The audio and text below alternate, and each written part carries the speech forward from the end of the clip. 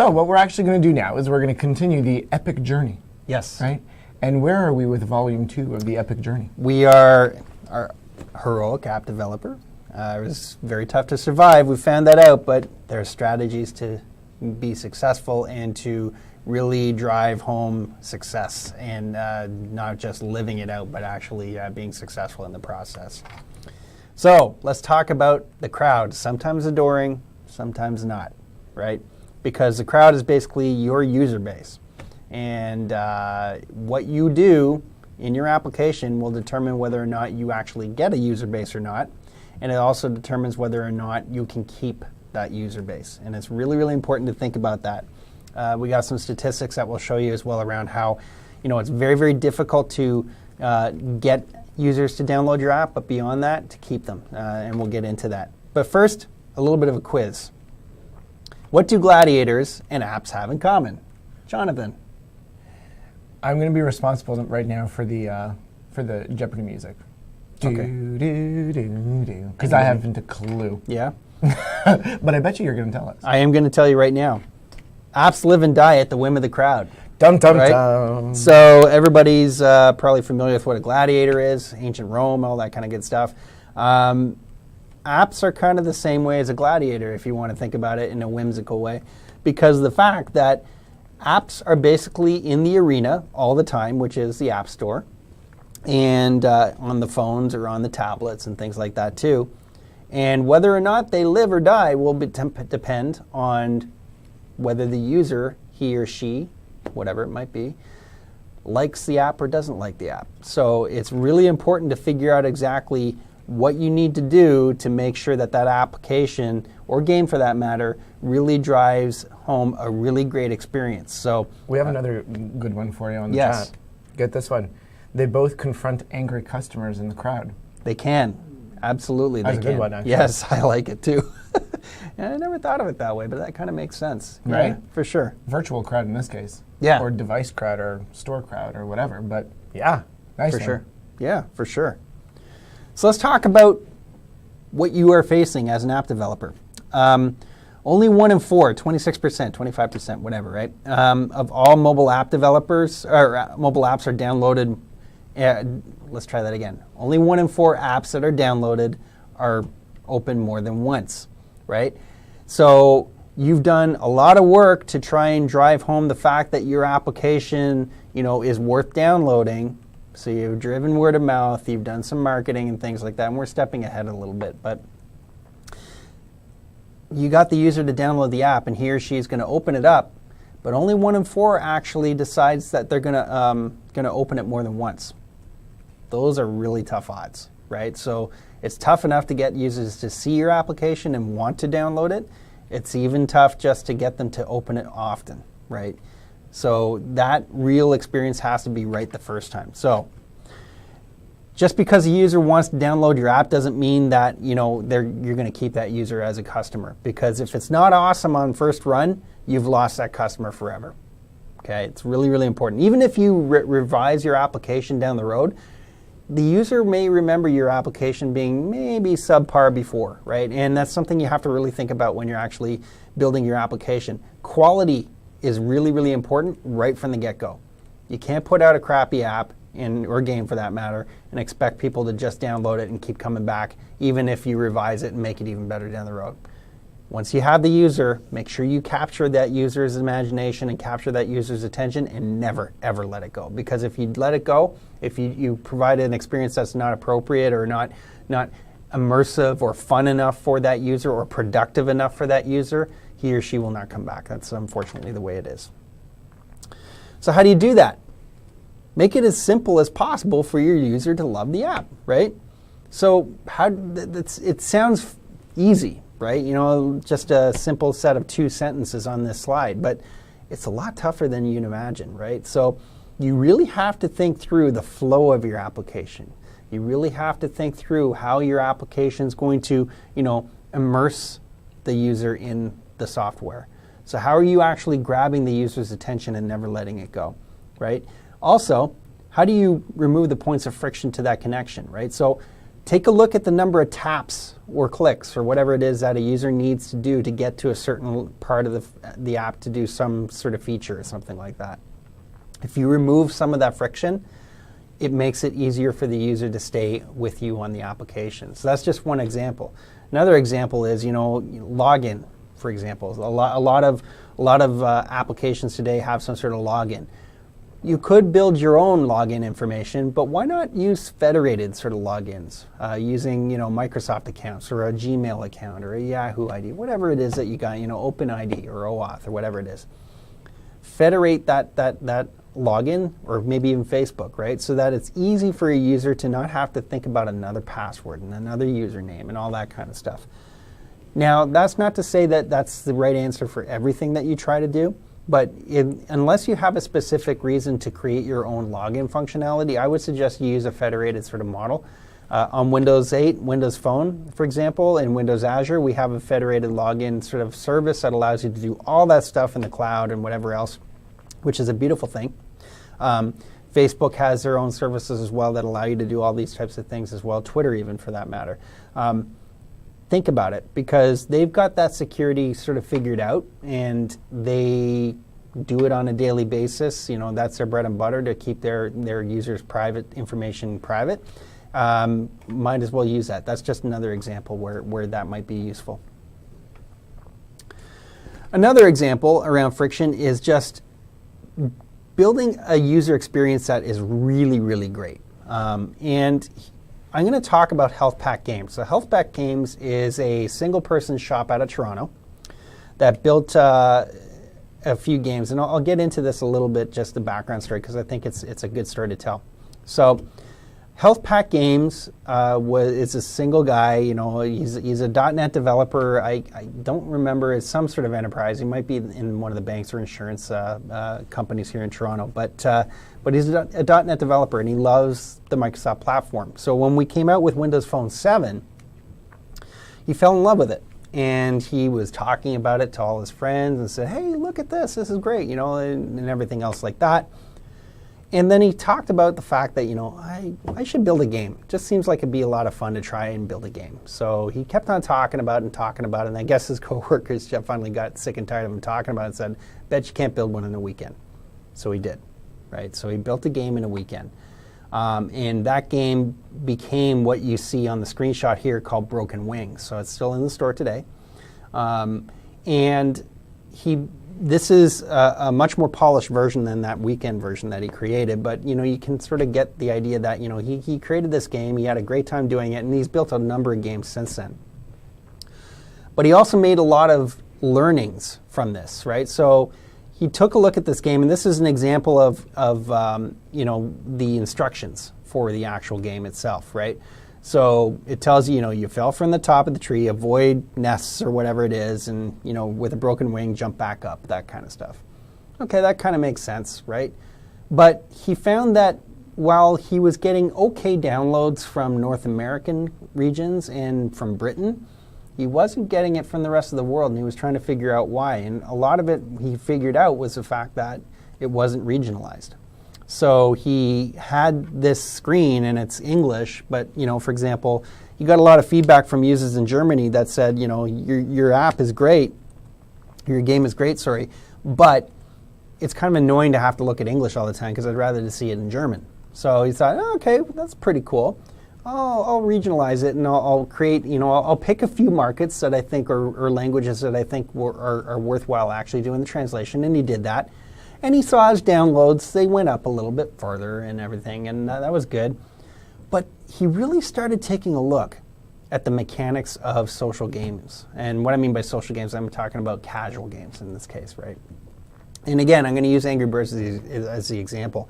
He took a look at why Angry Birds was so effective in getting everybody around the world to like their games and use those games and buy those games. And what ended up happening was he said, okay, there's the addiction factor and all that, but let's talk about game mechanics. Let's talk about the flow of the game itself.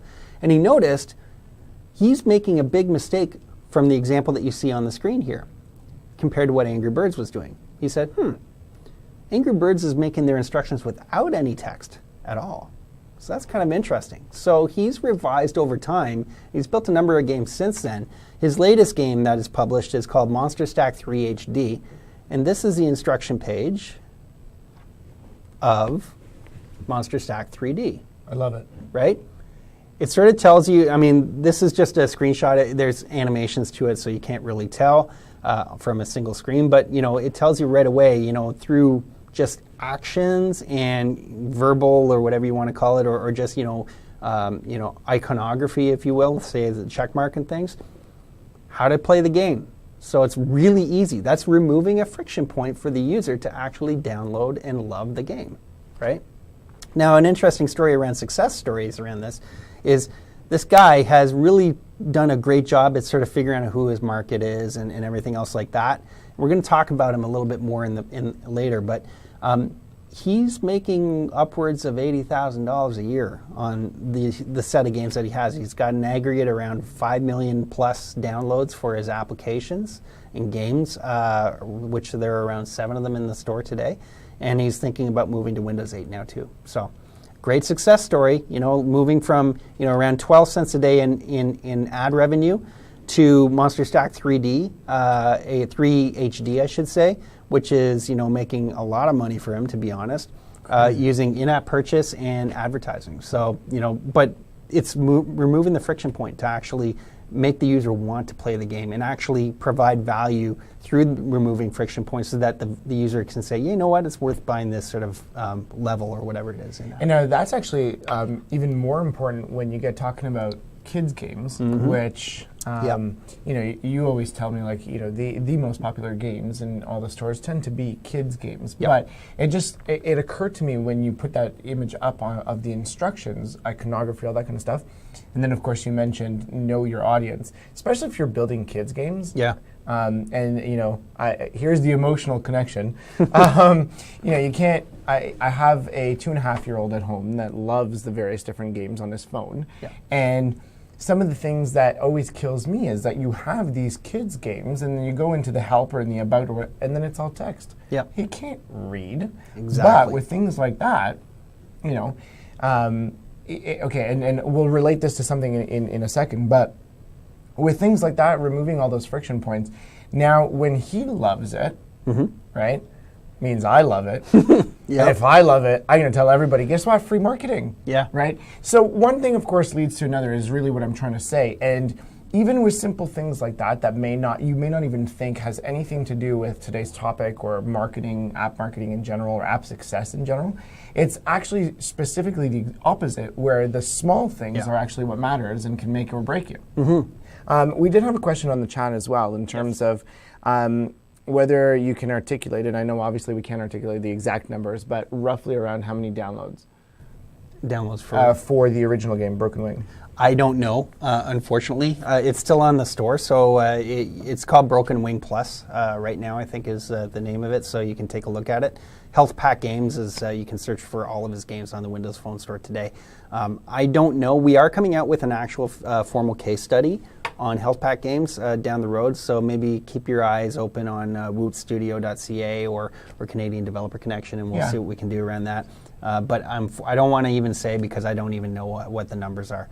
But in aggregate, over his 7 games over the past 2 years, 5 million downloads. Not bad, right? Yeah, and actually, so they're talking here about Rob made his first game in 8 hours and has already gotten over 16,000 downloads. Well done, Rob. Yeah. Which is actually a great one. Another one has some crazy downloads too. Monster Stack 2, that's the one you were talking about, no? 3. Oh, okay. Yeah. But Monster Stack 2, according to the chat here, so obviously not an official number, but greater than 1.3 million. So is the developer, is Michael online? Don't know. Very interesting. But hey, if you don't know, I don't know. Yeah.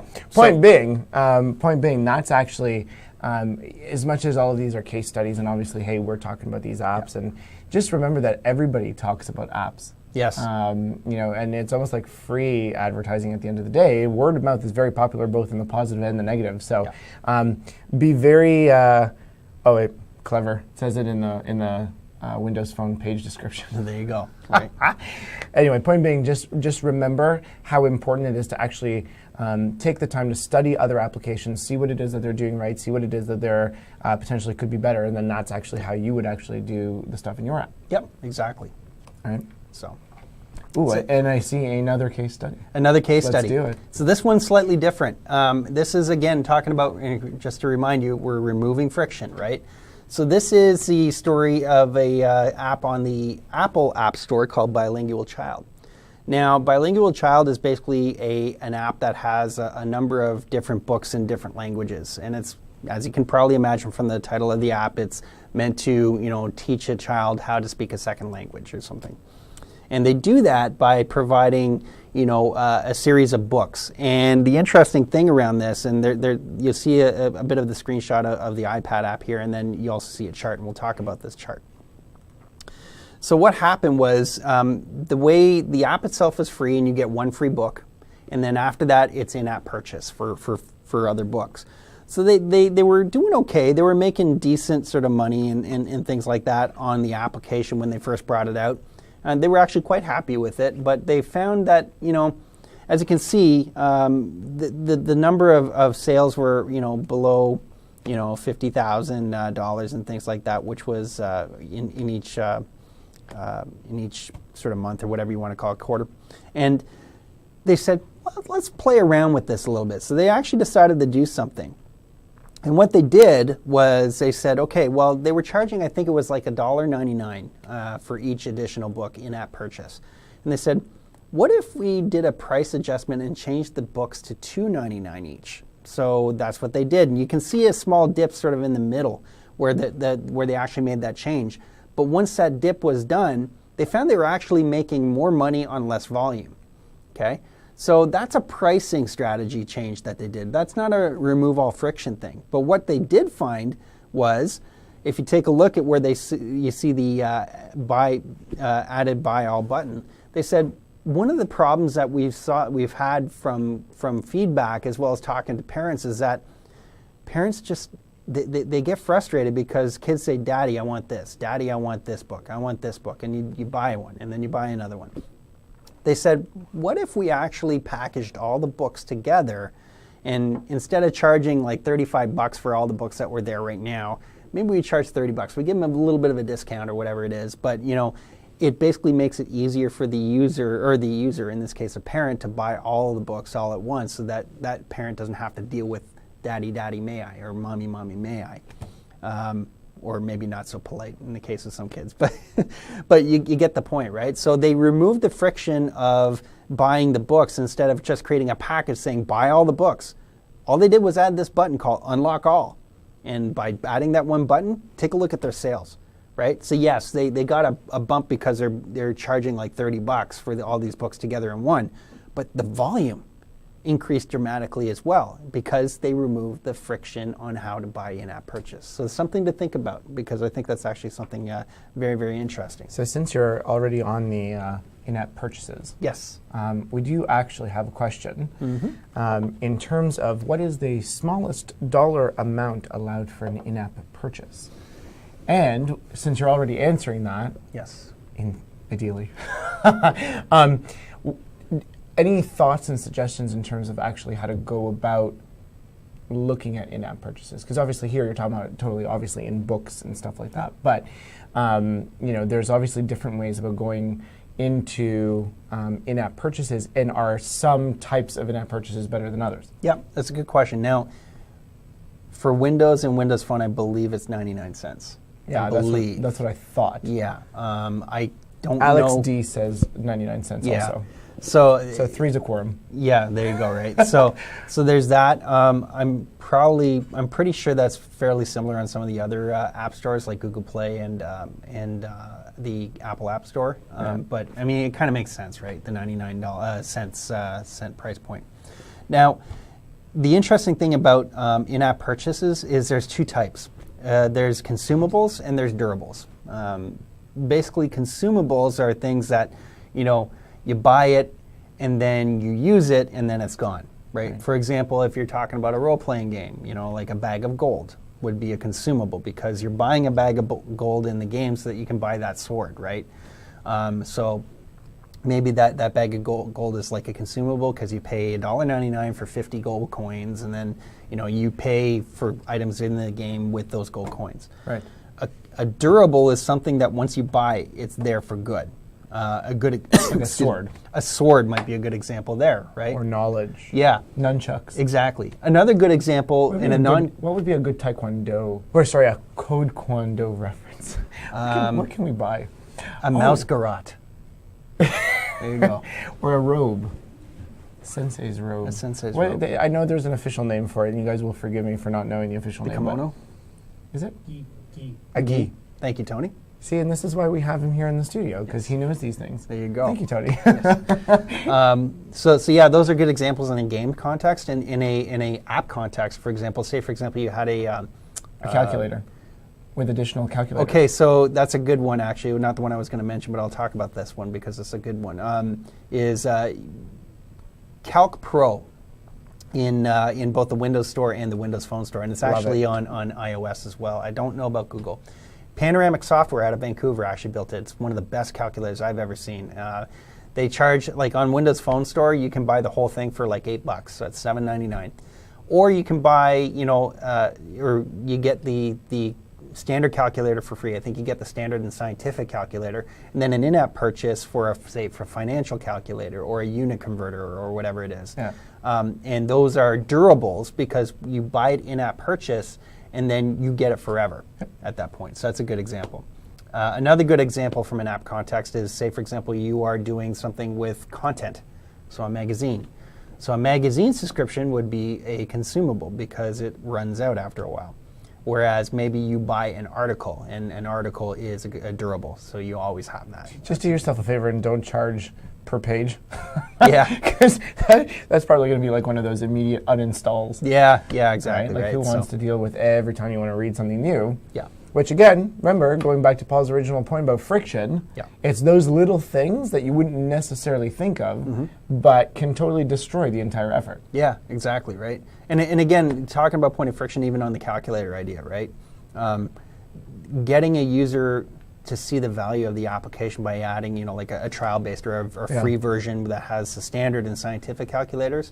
They see the value in the application. Maybe they need a graphical component to it, and then that's an in-app purchase. But you've removed the friction of them to have to buy the application even. So that's another example of removing friction. A little bit different than what we talked about in the other two, but it gives you an idea there. Yeah, actually, in a previous developer movement camp that you did in the phone camp earlier 2013, you actually were talking about some of the statistics that you had about what makes or how much more successful apps are when they have trials versus when I they got don't. that in this one too. Cool. So I'm not going to ruin the surprise. Yeah, right. I'm not going to ruin it.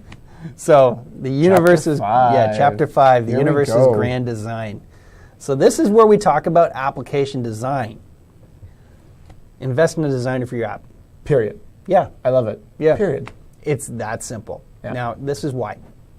So I talked about health pack games, and what was interesting was, as I mentioned, this guy, he'd be the first one to admit, he says, I'm not an artist, so I don't build, assets for games and things like that. So the game assets that you see, like those little monsters and the backdrops and all that kind of stuff, I don't actually, draw those. So he realized early on, even with Broken Wing, that if you wanted to be successful, you have to have something with quality. So what he did was he decided to pay a designer, $5,000. Freelance designer, bring him in for 2 to 3 weeks, or just to build some, assets, some art for the actual game. What he's saying is that, and there's no way to sort of define whether or not he was right, but he's probably, at least again using that word directionally correct, is 5 times the amount of revenue that he would have got otherwise, because he brought in a designer to actually build the quality from a design perspective, right? So in this case, the design is artwork. So, he spent $5,000, and in revenue, he probably got around $25,000 in that first year alone from the fact that he brought in that art. So that's good. But designers, and I don't know if there's any designers here today watching, but designers are not just artwork. And in fact, that's a very small component of what a designer is. When we're talking about software, interaction design is really, really important as well. And what's interesting here is that an interactive designer helps you determine the flow of the application. So if you got skills in that area, that's great, because it means that you have an understanding of, user behavior and how, what draws a user to a certain button or things like that, and how you can sort of harness that sort of focus on certain parts of the screen, and how a user will interact with various different controls on the screens. That's good, right? So there's another application. Now, I don't know if Sebastian is online today. Is he? I haven't seen him actually online yet, but I was actually going to mention that one is actually a really good example of, and I have it actually here up on the screen where you can see, here, let me give you a full look at that particular page. Oh, of course, naturally, that's when a thing has to come up. That's fine, we'll get rid of that. Anyway, so you see here with dual shot, it's actually one of the most gorgeous applications I think I've seen on the platform recently. And the beauty of it is that it's actually a relatively simple interface. Yep. But when I was talking to Sebastian about it, he said to me, he's like, you cannot believe what a difference it was when he was just kind of playing around with it. And Sebastian, of course, is the developer. Yeah. And he was playing around with it in the development environment. And, things were good. Yeah. But then when his designer, Vincent, came on board and then totally switched things up, like the app almost took on a completely different persona. Yeah. And actually, if you go on to, and I'll post it on the chat there, he did a really good blog post afterwards in terms of how important it is before you push your app out there to get user feedback in terms of all of these design elements. And good point. to your point about interaction design, but without going through that process of removing the developer, bringing in the designer, bringing in the interactions, and then subsequently bringing in the people, you would have never actually figured all that out. And this app has been downloaded some really, really crazy times. I think it got 10,000 downloads within 24 hours. Yeah, it was just, and I mean, if you haven't downloaded it, play around with it. It's actually kind of fun to play with, but drives that message home that developers, no offense, we're good at what we do, and I happen to consider myself on that side of the spectrum. I know you do the same, but we need those designers to really do that. And last but not least, on the design, coming up, also available on demand shortly, and by shortly, probably within the next week or so, you'll actually see Tommy Lewis actually did a developer dojo with Arturo Toledo and Alejandro Toledo on purely just the app design and why it's so important and so on and so forth. So make sure to stay tuned to either at Wood Studio on Twitter or at CDN Devs on Twitter so that you can know as soon as that's available online. All of the stuff that Paul is talking about in terms of the investment, they actually go through in terms of what is important in terms of design and what isn't. So yeah, totally. Great. So the other thing I want to talk about is understanding the platform you're targeting. So again, we're talking about the fact that you're targeting Windows Phone or you're targeting iOS for iPhone, for example, or whatever, right? When you're designing your application, this is really important. So be very, very mindful of this when you're actually building your application. And this is true even between Windows Phone and Windows 8, for example, because although they look similar, they're not the same application flow and everything. Your application will probably be more successful or most successful when the application itself feels like it was always part of the platform, always part of the operating system. When a user turns on or opens up an application that you built and it feels like it or it looks like it's just part of the operating system, it just reinforces even subliminally within the user's mind that you're actually using an application that just belongs there.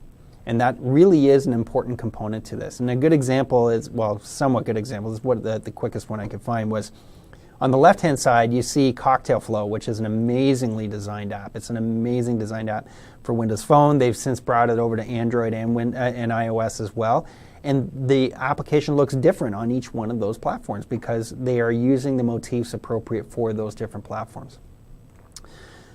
What you're seeing on the right-hand side is an application which will remain nameless, and this is a really blatant version example, but trying to make a Windows Phone app look like iOS on the phone, on Windows Phone, right? So, yeah, I would not do that. Not because I dislike iOS. I actually do like iOS. It's a fantastic operating system. But what it doesn't do, what's not appropriate is it doesn't belong on the Windows Phone because it's a totally different design set. Likewise, it would be the same with Android. And if you were building an Android app and you made it look like an iPhone app, or an Android app that looked like an iPhone app for Android, doesn't make any sense, right? So be mindful of this. It's really, really important because if you don't do this, you're going to run into problems. In fact, and again, this is a major, major Canadian brand that will remain nameless, had an iOS app that they loved with good reason. It was actually a well-designed application for iOS, iPhone and iPad. They decided to move it to Windows Phone, and they made it look exactly like and feel and flow exactly like their iPhone app. And you would not believe the poor ratings it got because people were saying it doesn't belong on the platform. So just because you're using a motif that's popular on one platform doesn't mean necessarily it's going to translate into the right sort of behavior or the right emotional connection with the user on your platform. And in fact, in this case, it was the exact opposite, to the point where they actually pulled the app, rebuilt the user interface to make it look more like it belonged on Windows Phone. In fact, completely looked like it belonged on Windows Phone, and then since brought it back out, and much better now. So, again, I can't tell you the name of it because I don't want to dislag the team that built it, but it was absolutely a very, very poorly designed application for Windows Phone for the reason that they decided that they thought that users would like the iOS experience, and that clearly wasn't the case. And it wasn't just a question of buttons, and using skeuomorphism and all that kind of stuff. It was actually the flow. Like, it didn't seem to flow properly because it didn't use the right sort of controls. It didn't use a pivot where instead it used just a simple list box and everything else like that. It was just bad. It just wasn't really well thought out. So be mindful of that. All right, the secret's out. Here we go. Here comes out. Here comes the secret. Well, we true magic sauce of everything that's been going on. Well, it's funny because we already sort of talked a little bit about this. The secret we sort of gave away in the previous session in a way. If you're building an app, you're building a business, right? Just in case you missed the first section. Exactly. Or actually, if you're watching this on demand and you happen to not have watched part 1, or I should say volume 1 since Paul decided to switch things up on me. Yes. Then we're going to repeat it again because it's actually just that important. Yes. Exactly. Yes. So, if you're building a business, what are you doing? Here we go. Right? This is the part where you interact and you say the answer. Feel free to type in now. Well, let's talk about marketing plan in a second. Sorry, I got something in my eye here. It's okay. I put up the screen again because this is one of those things where, like Rob suggested before, there should be like take a screenshot, put it on your wallpaper, take a screenshot, print it out. It's just that fundamental. Yes. So when you're building a business, chances are you're actually paying attention to how well it's doing, right? Ideally. Yeah. You're spending the time necessary to be successful because you are invested in it. Your application is no different, right? You should put an investment into your application. Now, I'm not saying you have to quit your day job. That's not at all what I'm saying. What I'm saying is that there should be a proportional amount of investment of your time and effort into actually making sure that your application is kept up properly, that you built it nicely, that you're doing the outreach and marketing necessary to actually drive people to your application as to what you actually did to build the application itself. It's really, really important. Because if you don't, chances are you're not going to get the return on investment that you were hoping for. Now, that return on investment may be in dollars, maybe it's in notoriety, whatever it is, right? Whatever your goals are, it doesn't matter if you want people to pay for your app or not. Just put the effort in. As a business owner, if anybody here owns their own business, you probably already know how hard you have to work to keep it up and to be successful. This is no different in a lot of ways. And unfortunately, it's a hard lesson to learn in some cases, right? People just think that they're going to build an application and then it's all going to be rosy and that they can, pay for their mortgage in the next year just because they built a task list app. Well, probably not, right? So you have to pay attention to doing the right things and investing back into the company or into your business. Spending the time to actually build out your application and do the proper things around updates and everything else like that, which we'll talk about a little bit later as well. It's very, very important. So how do you do this? Marketing plan, really, really important. So depending on what you are trying to do with your application, maybe you need a formal one, maybe you don't need a formal one, but at least you should be thinking about it, at least in your head. Writing things down always makes things a little bit more crystallized for me. I would suggest you probably do something similar for yourself as well. So a typical marketing plan for any business, and this is true not just for apps, but for anything that you want to do that you're actually trying to create a product, right? Whatever that product is, or service for that matter, is first, goals, right? How do you define success for your business? Like, what are you doing, or like, what are you defining, and how are you measuring yourself against your activities to see if you're doing right or wrong, or if you need to focus on things? Very important to understand what your goals are.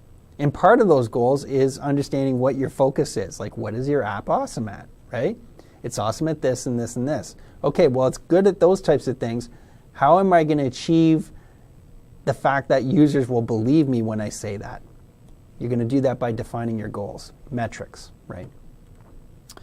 Profit and loss analysis. Now, this may or may not be applicable depending on what you're trying to do.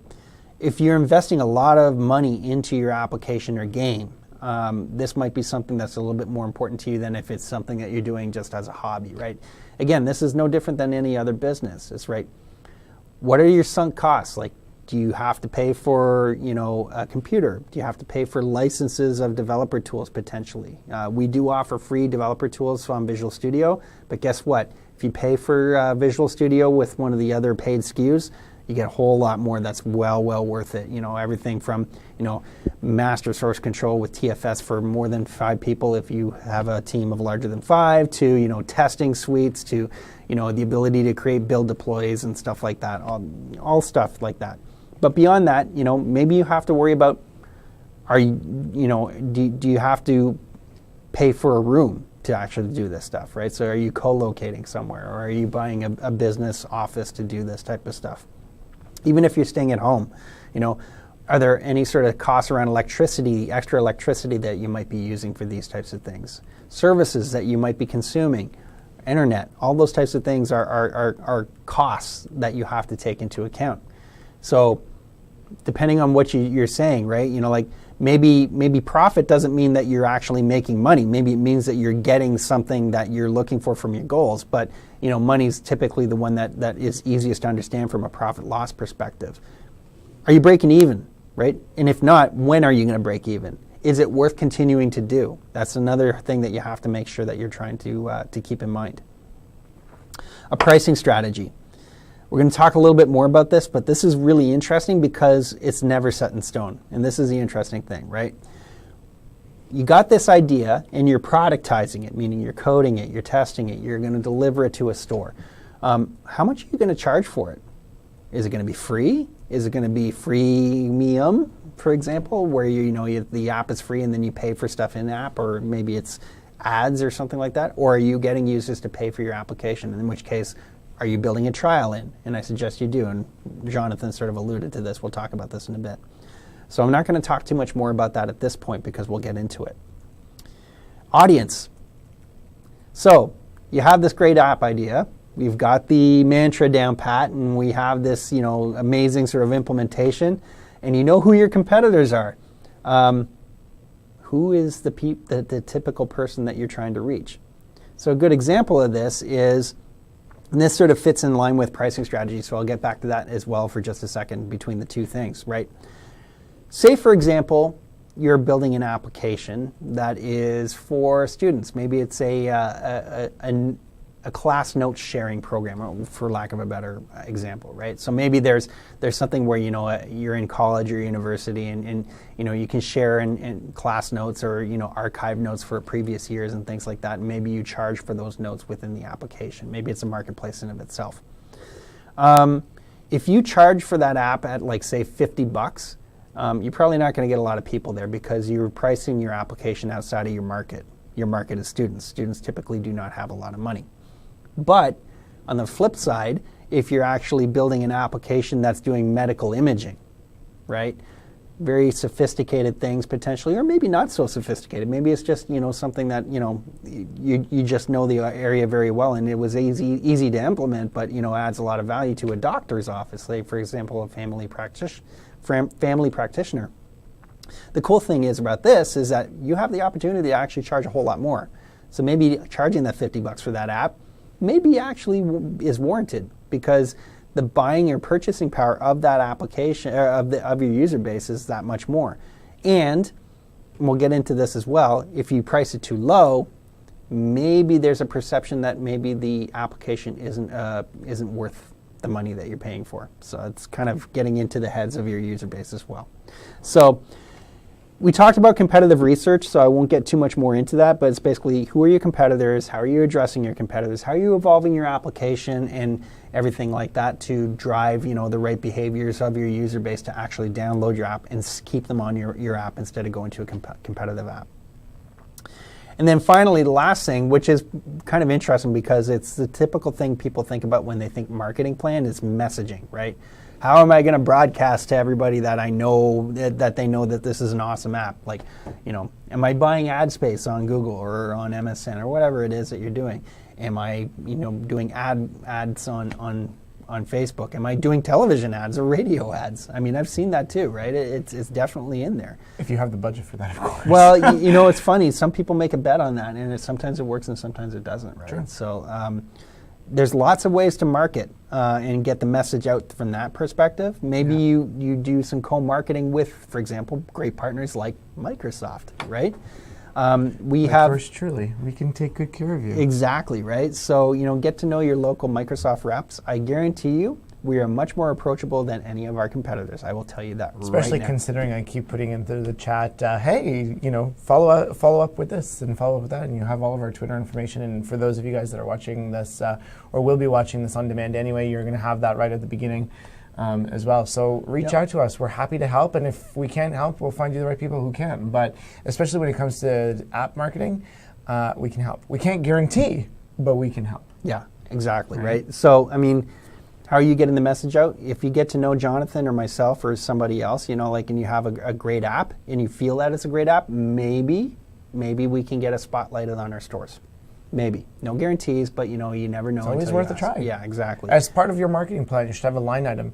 Try telling Paul and Jonathan how good my app is, and you never know. Exactly. And if we don't think it's that good, then we'll tell you why, and then we can actually work together and help you. And not suggesting that you guys are creating crappy apps, but in the event that it could be even better. Exactly. Right? And there's so many other ways, and some of them we'll talk about, like how are you using online to your advantage? Yeah. Right? Yeah. Especially online, the social networks, like crazy. And don't forget, you didn't mention this one, your people network is the easiest way to get things out. You know what I mean? Like, it constantly boggles my mind how it is that people don't necessarily think about their actual users as also being part of their marketing plan. Yeah, exactly. Right? You kind of just assume that once your app gets into the person's hands, your relationship is done. But the truth of the matter is that once you get the app into their hands, your relationship is just beginning, right? So feel free to use them for, to promote the app yourself.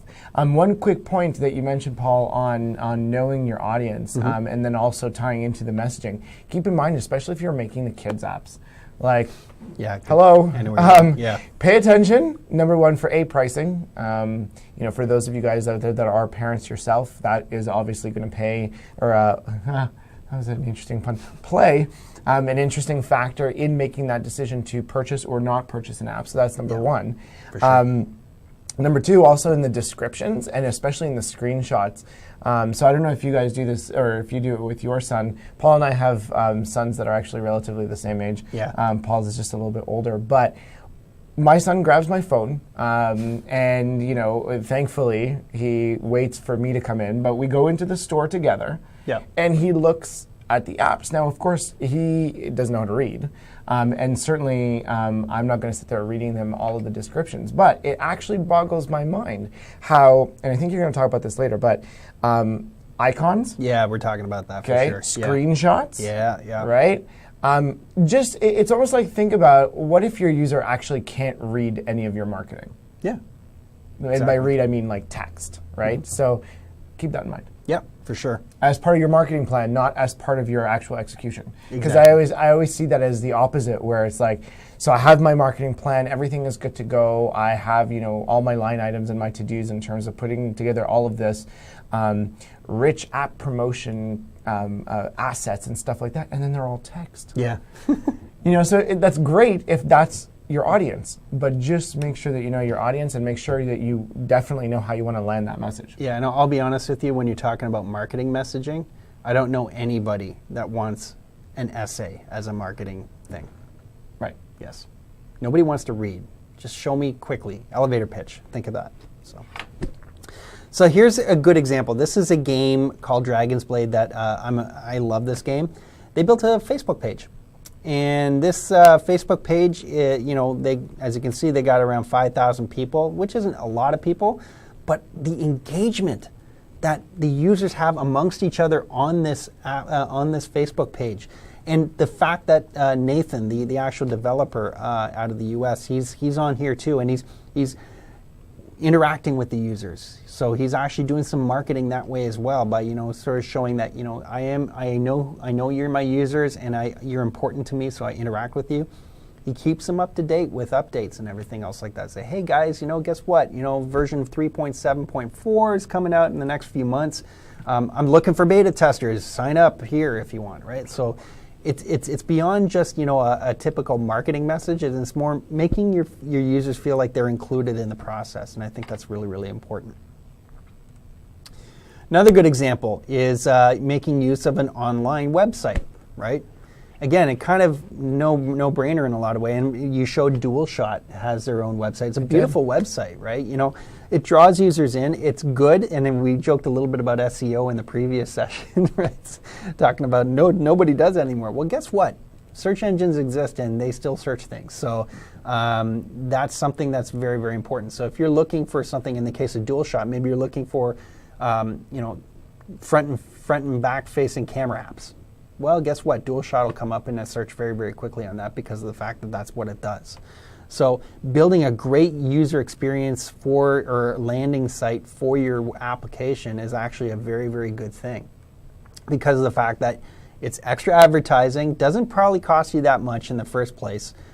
We have a free service called Azure Websites that allows you to put up a website really, really quickly using WordPress or any other type of thing or your own custom thing.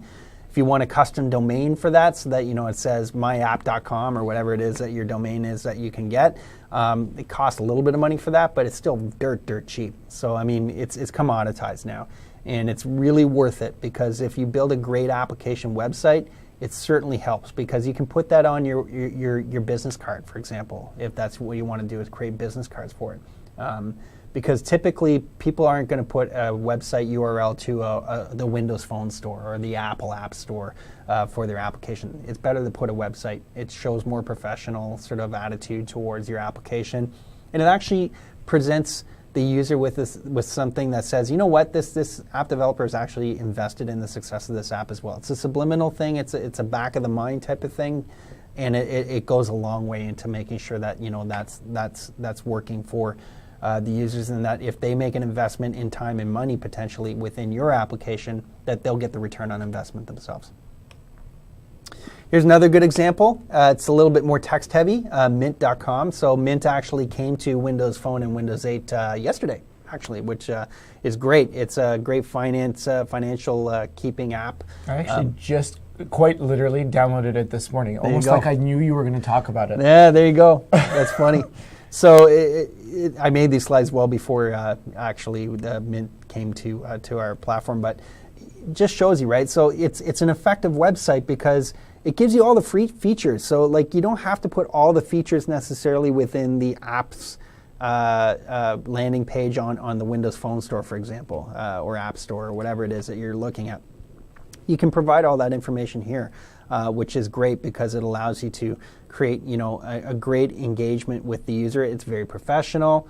They get to know right away what they're getting into by just taking a look at this. And then obviously they have a direct link to the actual app store to actually download the application as well.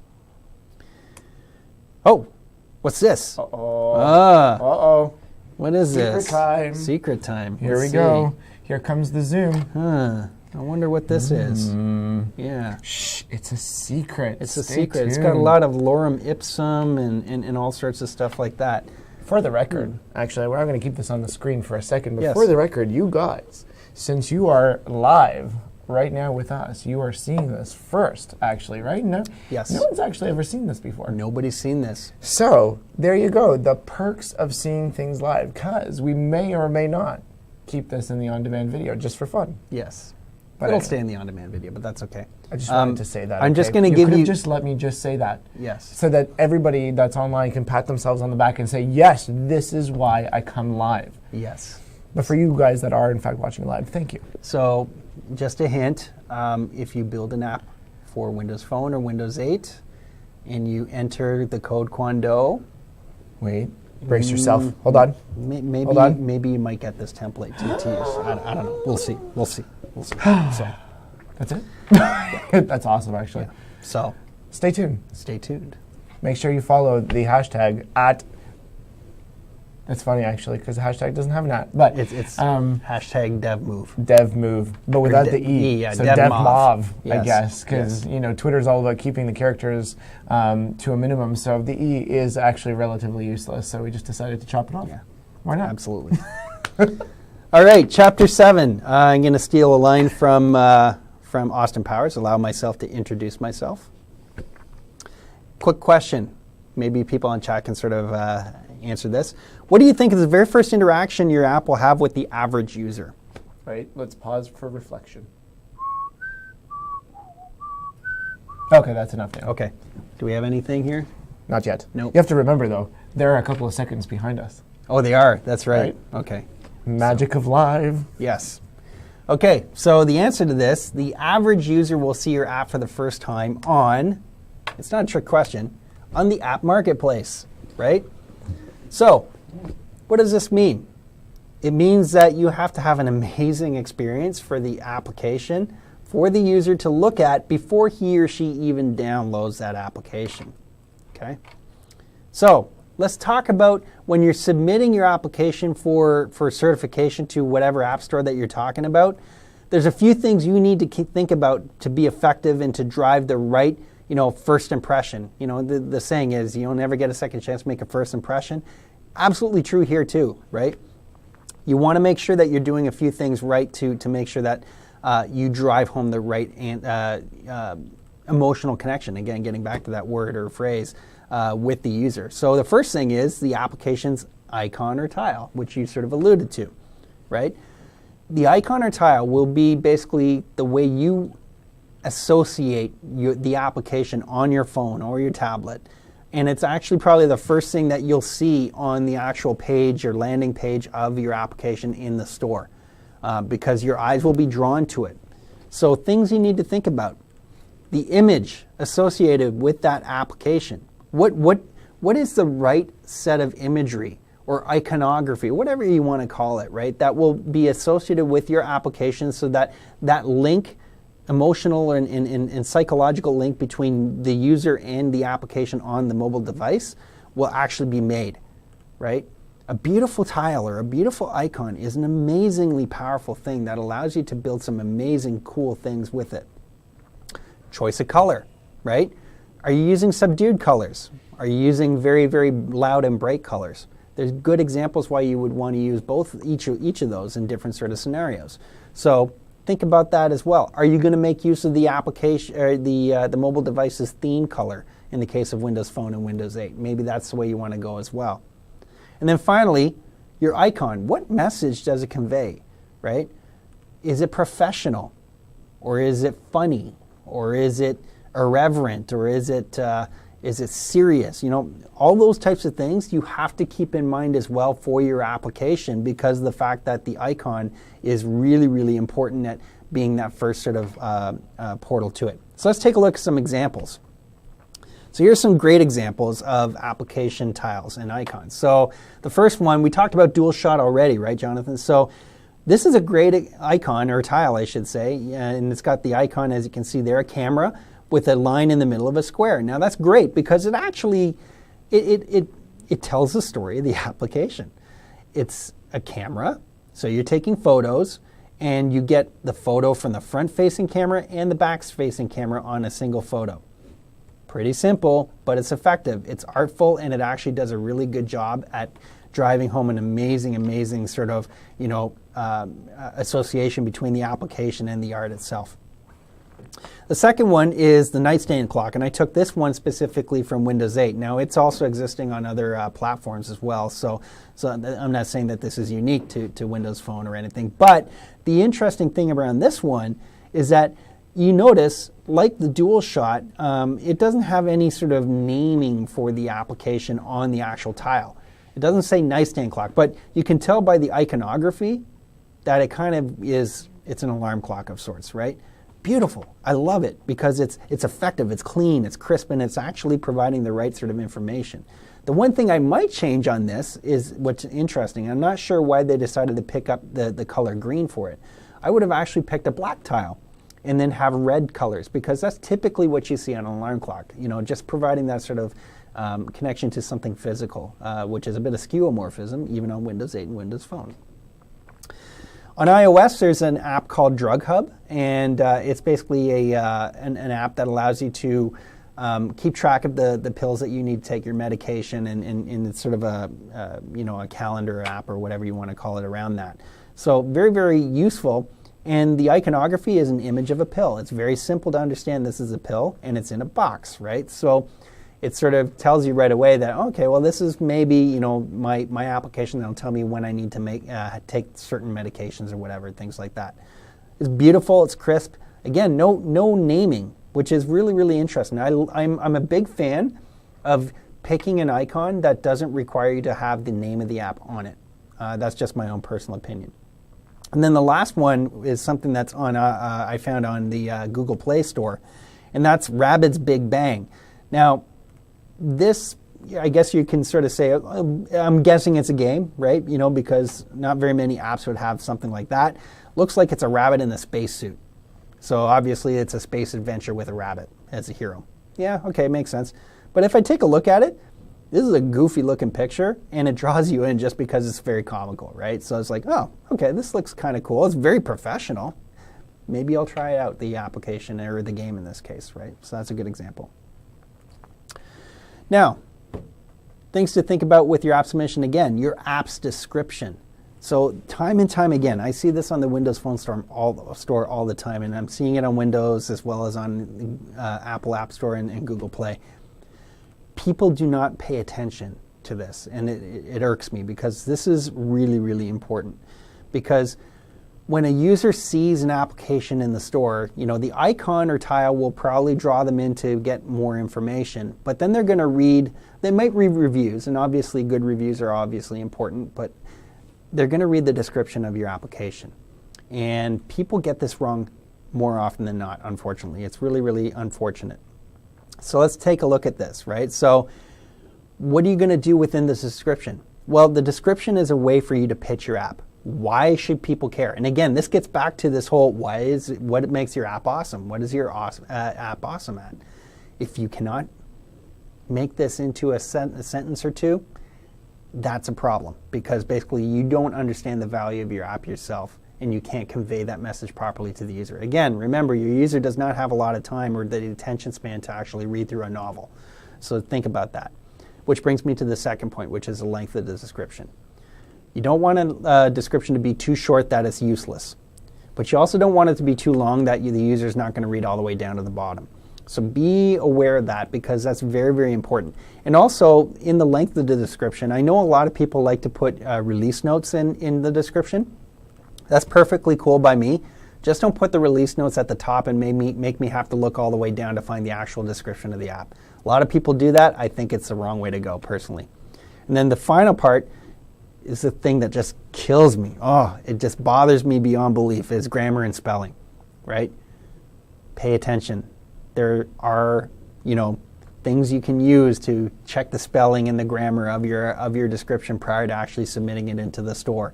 Reread it 5-10 times to make sure everything's right, because there's nothing in my mind, and I think I'm not alone on this, that tells me that an application developer really doesn't care about the app if he or she has spelt some things wrong in the description. There's no excuse for it. Use proper tense in the sentences, use proper sentence structure and everything else of that nature, then we'll be good. So I want to show you some poor examples of app descriptions before we actually go forward. In some cases, or in all these cases, I'm not actually providing you with the names of these apps because I don't want them to be shamed out, but you can sort of see here. Here's an example, first of all, of the first one on the left, the big one. Now, you can see here, we have a whole bunch of things here, right? So we have new features and bug fixes. This gets back to the point of me saying, don't put your new release notes right at the top. I want to find out what the heck this app is all about first, right? So as you can see down here, this app aims to provide a unified platform and interface to call people and places. I don't even know what that means, first of all, but whatever. So that's something that I think you need to think about when you actually do this. But the other thing that you need to think about is at least put that description at the very top so that they understand exactly what the app does before you get to the feature set or the release notes. Again, it bugs me when you see that because it's really, really difficult to get by it. The second one, top right-hand corner, is a client app for this service called weheartit.com. Okay. The description is basically saying it's a client for Windows Phone 8 for weheartit.com. Okay, well, what does it do, right? Okay, it gives you some release notes, and literally this is all the description was release notes with a one sentence description. Being short and succinct is a good thing, but not to the point where you're basically leaving out a lot of information. This is really poor planning on the part of the app developer, I think, to drive home the right value messaging for the application. As a prospective user, I see this and I say it's not worth my time. If the app developer can't even figure out exactly what to do, then why should I care about it too? So, and then finally, the last one is somebody decided to create a book app for the Iliad, and he called it the book name and the book author, and that's it. Okay, well, I kind of know what the Iliad's all about. Yeah, it's a classic from the Greek, from Greece, ancient Greece, and it's all about the adventures of a hero. But I don't know anything beyond that, right? It wouldn't kill you to actually put a description in for the actual app. So very, very sad state of affairs with each of these three, unfortunately. But here, let's take a look at some good examples. And there's varying different examples of this. So for example, on the left, we have Onomatop, which is based on the app built by a Montreal-based developer. And what's great about it is it tells you right away what the app is, doing great things and what it's all about. And it also gives you a step-by-step sort of thing that it actually does, right? So it's crystallizing it in a great way. And then they get into features. So that's the great thing, right? So they didn't get into the features right away. They actually had a description of the application and then went step-by-step into features. So I love it. Square Peg on the top right-hand corner is by Fusionware out of Vancouver. And basically, it's short and to the point. It's a game that basically is all about hand-eye coordination, right? So you can take a look at this and yeah, it's great. I know right away, very, very quickly what this app is all about. I didn't need a lot of text to actually get there. This is a good example of where a succinct message actually makes sense. And then the third one, bottom right-hand corner, is Stylist, and that's by I can't remember if he's in Montreal or if he's in Toronto, but it's a great app that sort of lets you determine different hairstyles on your picture, so that if you wanted the Bieber cut, you could do that if you want, I guess, or if that's your thing. But the great thing is here you can see it tells you right away in a very succinct paragraph as to what the application does, and then it provides you with key features afterwards. So this developer, Dinesh, has done a really good job at sort of figuring out exactly what's important to a user to know for the application before he or she decides to download it, and then boom, all the features are there to really seal the deal. So that's a great example there. Then finally, the last thing I want to talk about on this one, I think it's the last thing, is the screenshots. People don't really think about this, right? They built the app and they have an idea as to what types of screenshots are really great for an application and everything. That's good, right? But they really don't think about it hard enough to really make it the most effective use of their time to actually submit the right screenshots. So what are the things that you need to think about? Highlight the strengths, the visuals, if that's the case, or, the feature functionality of the application. It should be representative of your application, some of these screenshots. The other thing is, how many screenshots? Too little or too many? Right in the middle. You want to be right in the middle, right? Because if you put too many, users probably will not scroll through them. And chances are you're just whitewashing things and trying to just paint a huge brush and try to get every single feature of your application into a screenshot, set of screenshots. Not worth it, right? The user wants 3 or 4 different screenshots, I would say, on average, that really sort of bring home the message of what this application is all about. And then finally, what you think is awesome in the app isn't necessarily what other users will think is awesome in the app. Do some beta testing with your users. Find out what features are most important to them and really sort of focus on that as being part of your screenshots. Because again, you're so close to the app, what you think is awesome might be something that isn't really all that cool to a lot of the users that'll be using the app. While as a feature that you didn't think much about, it might be the most important or favorite feature that users use. So you might want to highlight that. So just keep that in mind too. So here's some poor examples of screenshots. And again, I've whitewashed out the names of some of them because I just didn't want to really sort of get people embarrassed or anything. The first one is the splash screenshot. I hate when people do this. It's a waste, right? I don't care what your splash screen looks like. I'll figure it out when I actually download the application. And more importantly, these days with the devices being as fast as they are, you may or may not even see. That's a very good point. I never even thought of splash screen. So you only have a certain number of screenshots that you can upload, correct? Yeah. Remind me, what's the number? I think number? it's 8 in Windows Phone and Windows 8, but it's probably similar across the other ones as well. Yeah, so I mean, don't take up the space of one of those for something that you see maybe a split second. Better, if you want to show me, you want to show me some sort of system feature or something like that, show me a screenshot with a live tile. Yeah. Right? That's especially, I actually, and as you can tell, this is a rather passionate topic of mine because I honestly, and you guys probably do this too, and you probably do it, I make the decision of which app I use based on the screenshots that I see. To be honest, I'm not discounting the fact that descriptions are important and all that kind of stuff, but whoa, too many words. Yep. And actually, most of them have too many words. So actually, it goes back to the original exercise that we were doing. Maybe you should take that 15 seconds or less, put that in words, and make that your description. Yep. But the truth of the matter is, and I'm sure, I hope I'm not the only one, I will make a decision based on the screenshots. Yeah. Right? Because that's going to tell me how I'm going to enjoy my app. And you know what? Even if your app is awesome at what it does, if it's ugly, I'm not using it. Yeah. It's just that simple. Yeah. Goes back to the point of invest in a designer. Yeah. But things like live tiles show off I guess you can say the features and the goodness of what's native to the platform. Yeah, we call it the light up features, and it's true of any platform. They have specific, unique features to their platform that is awesome, right? So yeah, really, really cater to that. That's a good point. We do have a great question on the chat. Yes. Should we always post the max number? No, I would say no. Again, the most relevant, no? The answer is yes. Whatever you feel you need, but be brutally honest as to what value 8 or more sort of screenshots potentially that could bring to the user that they couldn't see in 4, for example, is what I would say. Right.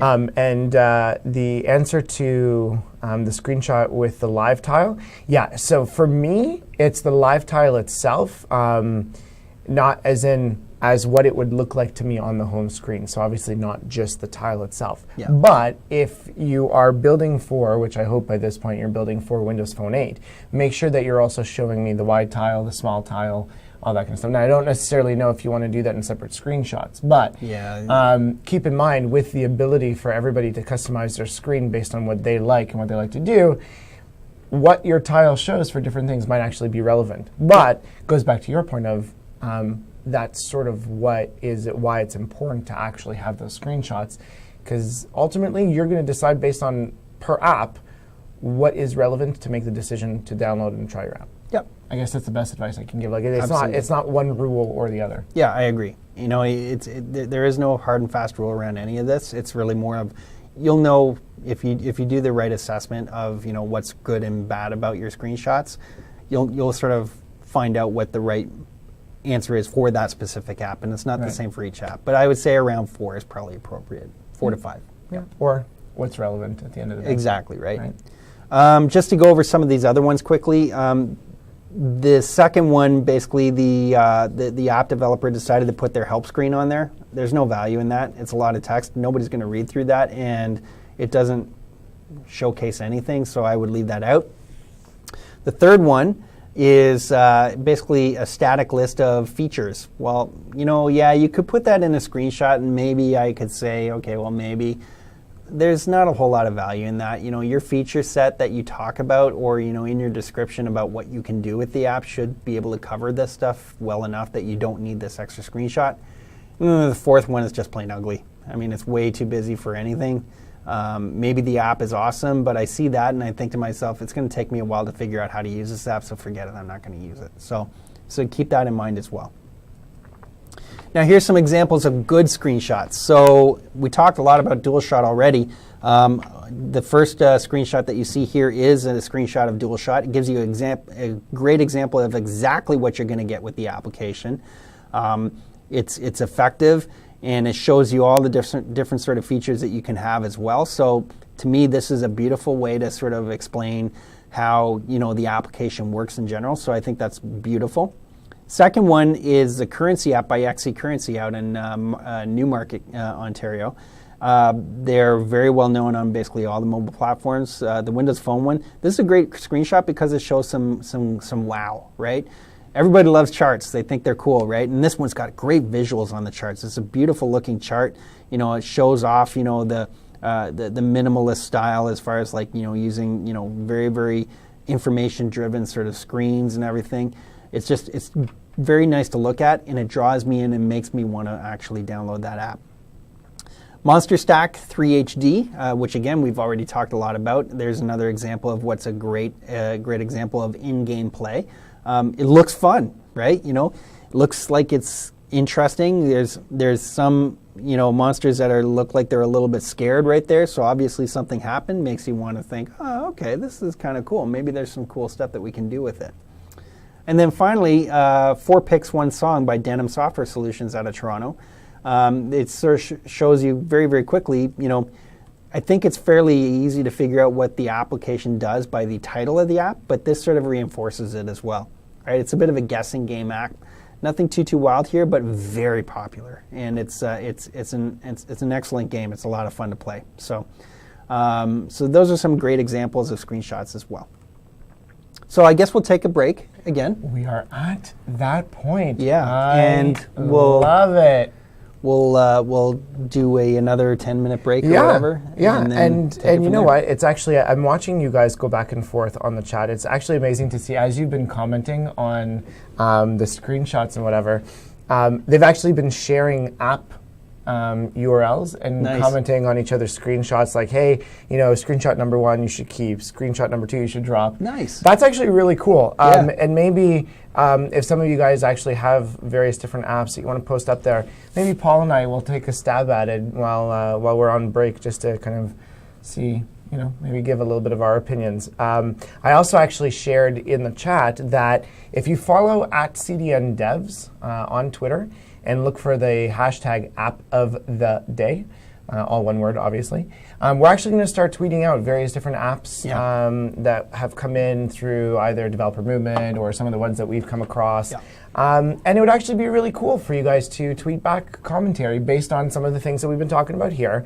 You know, look at the screenshots, look at the descriptions, look at, actually download the apps themselves, take a look at the interfaces, whatever. Any kind of feedback you can provide. You know, obviously the app publishers themselves are probably also hopefully following @CDN Devs as well. And hey, let's get the feedback loop going. Why not? Yeah, I'm Right? totally in on that. And if you want to be the app of the day, ping Jonathan or myself or anybody on our team, and we'll take it under consideration. And by pay, we take pay in the form of a good drink or dinner or. No, we Just don't. kidding. Yes. I'm totally just kidding. We do it for the love of the apps. That's right.